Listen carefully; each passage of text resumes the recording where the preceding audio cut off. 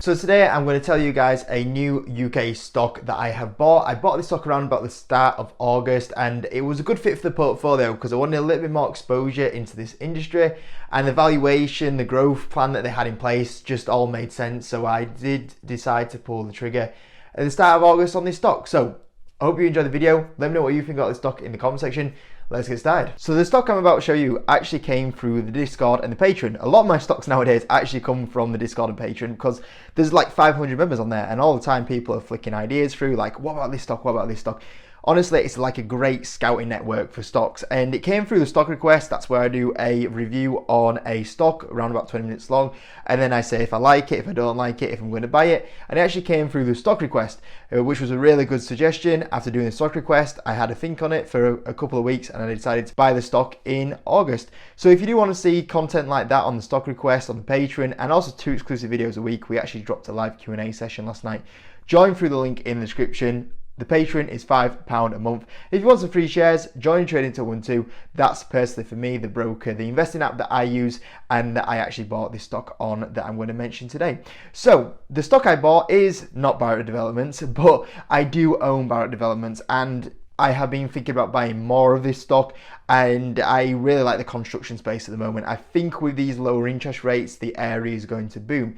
I own Barrett Developments, and I thought about, do I buy some more of this, or do I diversify into a second kind of construction space company? And that's what I've done. Barrett's been a very good performer for us. We know we're up on this position a good amount. We also get a really nice dividend as well from Barrett Developments, and I thought, you know what, I'm also going to buy a second construction company into this sort of space.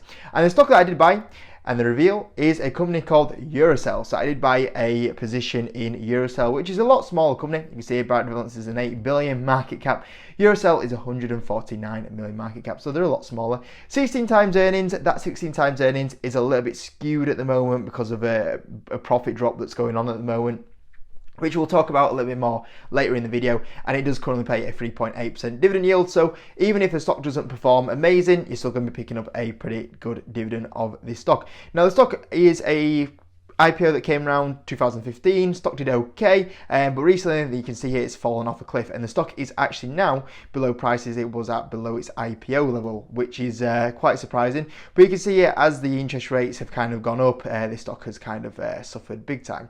You can see here they supply a range of quality UPVC products to home owners and trade customers. And if we have a look at the business here and go on the website, you can see here a lot of the things that they offer. So you've got the a lot of like the roofing panels, decking, fencing, windows, doors, drainage, roofing, cladding, tools, conservatories, extensions, garden rooms, outdoors, which is one big thing they're kind of going into at the moment. So yeah, really nice website as you see here. It's actually just been redesigned as well. Good reviews. You know, you see here Trustpilot, 4.4 stars on Trustpilot. And you know, obviously a lot of these products here would do well when there's an uptick in the kind of construction space, whether it's that renovations, new homes, that's when it will do very well. So at the moment, what do we have at the moment? We have interest rates potentially starting to come down, and obviously if interest rates go down, that's going to help the UK property market.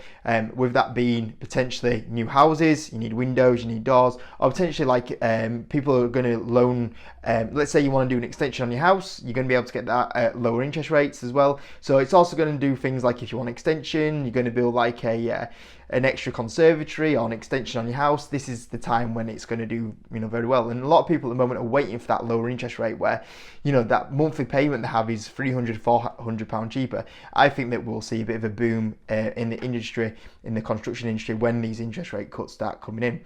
The other thing as well is Labour's plan to obviously build more houses. Obviously if there's more houses built, that would also help. I mean, we'll see what happens. I don't know if I trust Labour to do that, but we'll see what happens there. And the other thing is, obviously, we have a big shortage of houses as well. So obviously, there's going to be more and more houses needed to be built. So Eurocell itself actually came out with a trading update on 16th of May. Everything was basically in line with what they were kind of expecting. Obviously a little bit of a slowdown at the moment with the environment that we're in, but nothing too major. If we have a look at Eurocell at the moment, and why I like the company. So first of all, it's worth pointing out they have a relatively newer CEO. So Darren Waters came in on the 11th of May 2023. So he's been in there for just over a year, and he actually has a really good background in this space. So he actually used to manage a company called Timon, which I was actually going to show you the performance of the stock that they had when he was actually the CEO at Timon. He was there for a many amount of years, and like I said, I'm going to show you the stock chart, but it's actually just being bought out, so there's no stock chart I can get at the moment, but kind of shows you, you know, that was a high quality business, a really big business as well. And when he left Timon, and then I think he had like one role in between, and then obviously he's joined Eurocell. I think a few people were surprised by him joining Eurocell, because he went from a company here that was you know, like 5 times, 6 times the size of Eurocell, and people were thinking he's going to take another step up into a multi-billion kind of company here, maybe a house builder, and then he went to Eurocell, and a few people were like, wow, that's like a really good, you know, coup for Eurocell to have someone in place at the like him to come into the sort of business, which is a good thing that I'm going to point out. The other thing I'm going to point out is they are currently doing a big share buyback at the moment, which they have launched. The company itself has 214 branches, so the locations that have these products, obviously they have the e-commerce side of it, but they also have a lot of locations, so if you want to go look at something or pick something up in store, you can do that as well. They are planning to add, I think it's something like 10 branches a year, so that's obviously going to help them with the growth in the next kind of 5 years as well going forward. The company itself is mostly focused around windows, as you can see here, but there is expansion now into roofs and doors, so they're hoping to expand into more products. Obviously, you try and get more sales, more people come to you for their products. But what a big thing they've been doing is they've been a bit more like focused on just normal windows.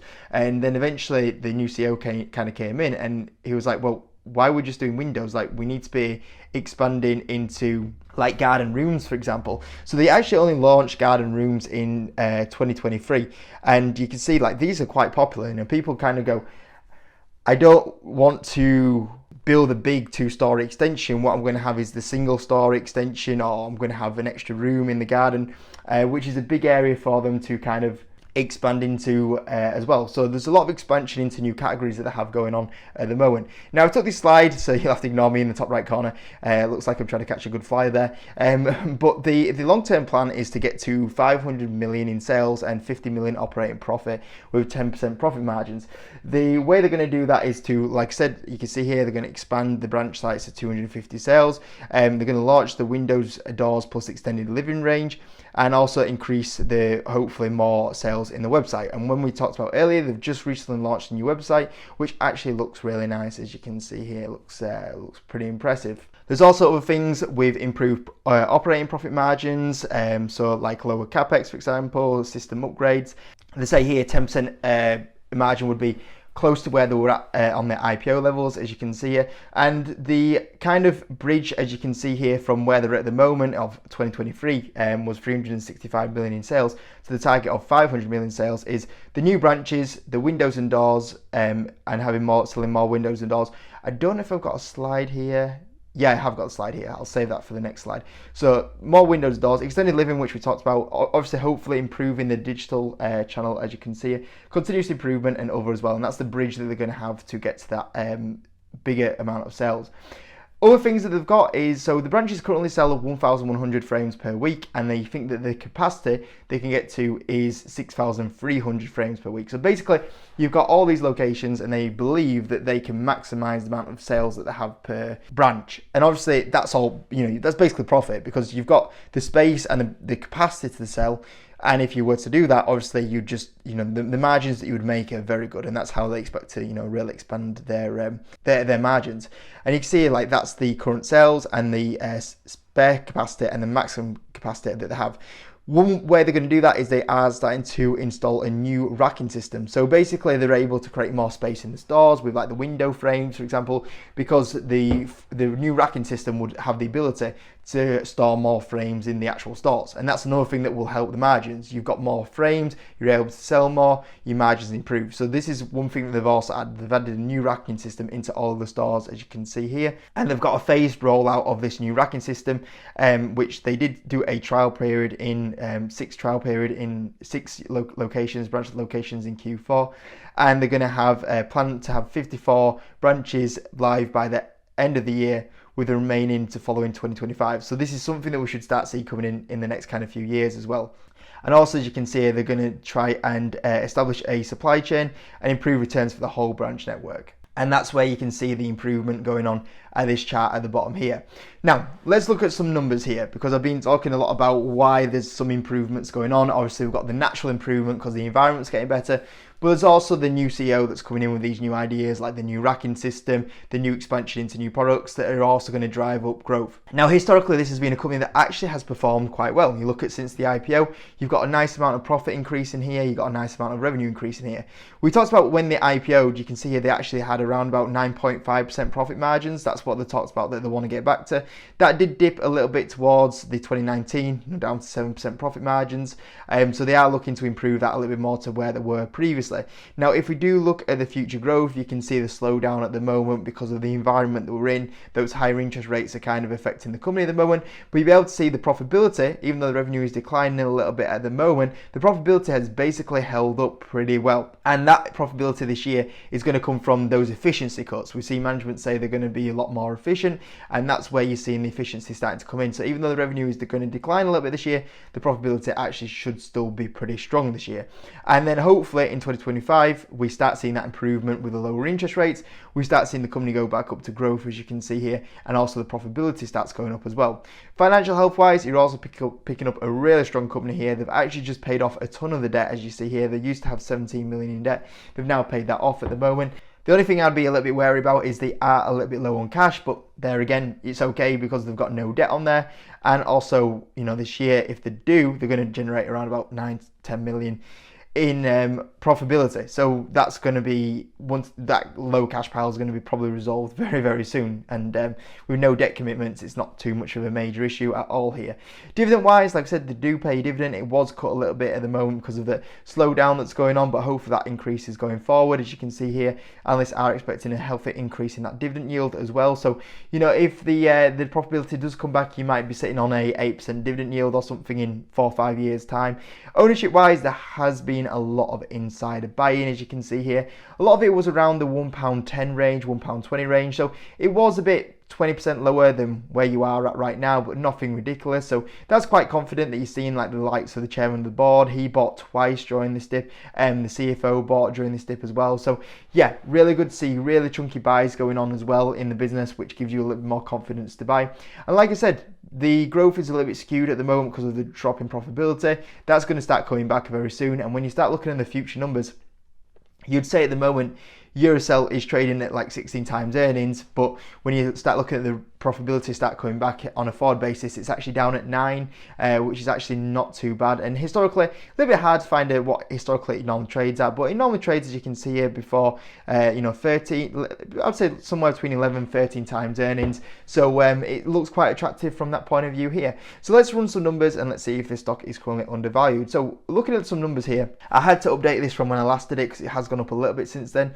But I've put 369% revenue growth in. Now, let's not forget, their target is to get to 500 million in revenue in the next 5 years. So on the high side, I've put that number in.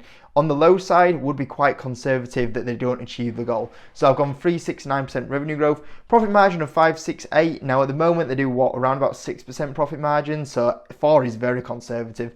And like we said, the plan is to get it back up to like an 8-9% profit margin. So I've been quite conservative on the profit margin once again as well. Earnings wise, I put 11 times earnings. It can go up to 13 times earnings from a historic point of view, but 11's quite conservative once again, I feel. And if you look on the high side, you've got 18% on the low side. I mean, if it was, if they did 3% revenue growth and only 4% profit margins, you'd be really disappointing. But on the numbers, it's still coming up with, you'll still make a bit of money, and also you'd collect that dividend as well. So it's not terrible. Realistically, I think you'd be more towards this mid side of like 6 to 9% revenue growth, 6 to 8% profit margins. Right there, then you've got, even on your mid sides, you've got nearly 100% return. On the high side, you've got nearly 195% return, which is, really attractive. So I think the risk to reward here is actually pretty good for it.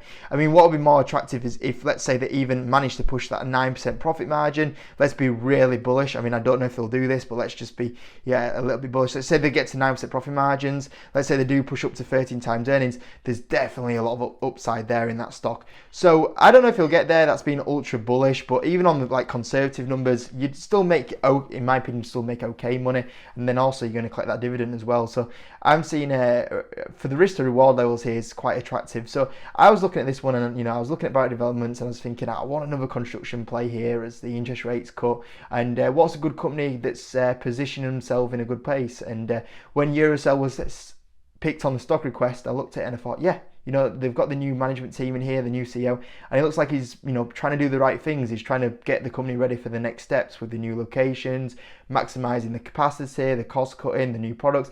I thought, you know what, I like this one. And then when you got to look at the valuation, the insider buying, I thought it's quite attractive. So I did buy some Eurocell. I bought some Eurocell, like I said, at the start of August. And anything around this range, or even if it actually drops to like £1.30, £1.20, I would not mind picking up some more shares. I've only bought once, and I'm hoping that it maybe has like a 10% drop off, maybe a week trading update or something, and then I'll buy some more, or something comes out that spooks the UK market. Maybe it's the budget in October. Maybe something spooks the market and pushes it down 10%, and then I buy some more. So yeah, I bought some, and then I'm kind of hoping either it stays stagnant for a bit or it drops, and I'll buy some more into the stock. So yeah, that's the new position, guys. Hope you enjoyed it. Let me know what you think in the comment section. Make sure you hit that like button, and I'll see you in a bit.